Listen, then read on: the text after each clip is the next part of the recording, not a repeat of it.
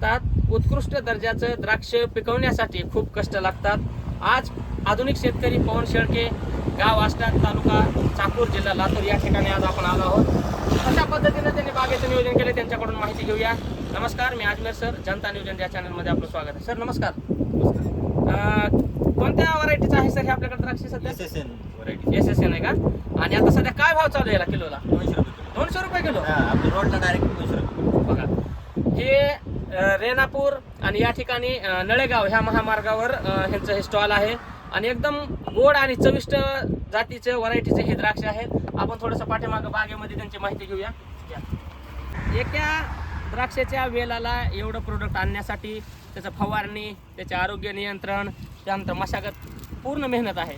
तर आता किती एकरमध्ये बाग आहे आपली? 2 एकर बाग. बघा, 2 एकरमध्ये बाग आहे. आणि किती वर्षापासून आहे आपली? ही आता नवीन आहे वर लावलेली. 2 वर्ष झाली. 2 वर्ष झालं. किती आहे हे आपलं उत्पन्न? पण 2 वर्षात दुसरं आहे का?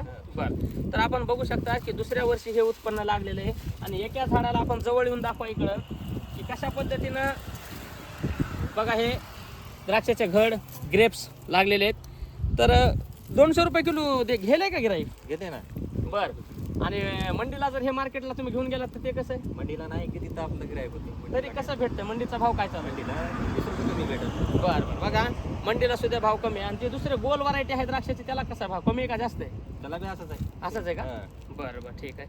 आणि आता हे किती दिवस चालतंय आपला प्लॉट? हा महिनाभर चालेल. महिनाभर चालत. आणि किती दिवस झालं चालू होऊन? कालपासून चालू केली. कालच चालू झालंय. म्हणजे एक महिनाभर चालल. गेल्या वर्षी किती आला अंदाजा क्विंटलवर पूर्ण? गेल्या वर्षी अंदाजा तरी 4 क्विंटलच्या आसपास. आता यावेळेस किती ॲव्हरेज वाटतंय तुम्हाला? या वर्षी 5-6 क्विंटल होईल. 5-6 क्विंटल. आपण मध्ये येऊन बघू शकतात की कसं नियोजन केलेलं आहे बागेचं. एकदम तारानं मजबूत बांधलेलं आहे. त्यानंतर गवत वगैरे काहीच नाही. किती बाय कितीची लागवड आहे ही? 6 आहे का? बरं बरं, ठीक आहे. आणि आता हे बाग जर संपला तर हे वेल कट करावं लागतात का? म्हणतात वेल छाटणी करावं लागते. वेल पूर्ण. आणि मग छाटणी छाटणी केल्या केल्यानंतर पुन्हा डबल घ्यायचं पुढल्या बरं. वर्षी. पुन्हा पाणी द्यायला चालू ठेवायचं का बंद करायचं? पाणी चालू ठेवावं लागतं सारखं. बरं बरं, ठीक आहे. आणि कुणी असं म्हणत नाही का बाबा होलसेलमध्ये जर जास्त नेलं तर काय कमी जास्त भाव? डायरेक्ट आता ही ह्या वर्षी काय नाही होणार. बरं, बरं. पुढल्या 2 वर्षापासून यावेळेस जरा चांगला कडक भाव आहे सध्या. या वर्षी चालू आहे. माल कमी. गेल्या वर्षी काय भाव होता? गेल्या वर्षी 100 रुपये. 100 रुपये. बघा, बघू शकतात की भाव कमी जास्त होत असतो, पण आपण सातत्य ठेवलं पाहिजे. जवळ येऊन दाखवा कॅमेरामॅन. बघा कशा पद्धतीनं एका झाडाला सरासरी किती निघू शकते माल? ॲव्हरेज जर तुम्ही काढला असेल तर एका झाडाला 5-6 किलो निघते. 5-6 किलो निघते ना? आता ह्याची पूर्ण जे बार नवीन काढायला फळ आहे. हां, नंतर वर्षानुवर्षी वाढत जातात. म्हणजे दुसराच वेळ आहे हे आणखी. आणि कसं आहे, आता हे फळ लागणं थांबलेलं आहे. आता नाही लागत इथून पुढे फळ. नाही इथून. बरोबर आहे. तर काय पुढल्या वर्षी. बरोबर आहे. तर ही 2 एकर आहे बाग. 2 एकर आहे. मग ह्याच्या बागेमधून जर गेल्या वर्षीचा आणि या वर्षीचा अंदाज झाला तर परवडती काय बॅग? परवडते बाग. बरोबर बरोबर आहे. आणि खर्च वगैरे फवारणी, खत पाणी कसं असतो ह्याला?